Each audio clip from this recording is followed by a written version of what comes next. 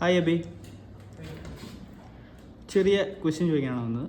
സാധാരണ ലോഗോ നമ്മൾ കണ്ടിട്ടുണ്ട്, അതുപോലെ തന്നെ ബ്രാൻഡ് ഐഡൻറ്റിറ്റി എന്ന് പറയുന്നത്, അതായത് ഒരു ബ്രാൻഡ് നമ്മൾ ബിൽഡപ്പ് ചെയ്യാൻ വേണ്ടി ലോഗോ ചെയ്യുന്നുണ്ട്. എന്താണ് ഈ രണ്ടും തമ്മിലുള്ള ഒരു വ്യത്യാസം? നമ്മളിപ്പോൾ ഒരു സാധാരണ ലോഗോ ആർക്ക് വേണമെങ്കിലും ചെയ്യാം. ഈവൻ അതിനൊക്കെ വേണ്ടി പല ഓപ്ഷൻസ് ഇപ്പോൾ നിലവിലുണ്ട്. എന്ത് വേണമെങ്കിലും യൂസ് ചെയ്ത് നമുക്ക് ചെയ്യാം. പക്ഷെ നമ്മളുടെ ബ്രാൻഡ് ഐഡൻറ്റിറ്റി ചെയ്യുക എന്ന് പറയുന്നത്, പ്രധാനമായിട്ടൊരു ബ്രാൻഡ് എന്ന് പറയുന്നതിന് ഏറ്റവും കോറായിട്ടുള്ളത് അവരുടെ ഒരു യൂണീക്നെസ്, അത് കീപ്പ് ചെയ്ത് മുമ്പോട്ട് പോകുക. ആ ഒരു എലമെന്റ്സ് ആ ബ്രാൻഡിന്റെ എല്ലാ കാര്യങ്ങളിലും വേണം. ഈവൻ നമ്മളിവിടെ കൊടുക്കുകയാണെങ്കിൽ ഒരു ബ്രാൻഡ് ബുക്ക്ലെറ്റ് ആയിട്ടാണ് കൊടുക്കുന്നത്. അത് ഇപ്പോൾ യൂസ് ചെയ്യാൻ വേണ്ടിയിട്ടല്ല ആക്ച്വലി നമ്മൾ ചെയ്യുന്നത്. നമ്മളൊരു ആഫ്റ്റർ 10 years കഴിഞ്ഞാലും ഈ ഒരു ബ്രാൻഡ് ബുക്ക്ലെറ്റ് ഉണ്ടെങ്കിൽ അവർക്ക് പല കാര്യങ്ങൾക്കും ഇത് യൂസ്ഫുൾ ആണ്.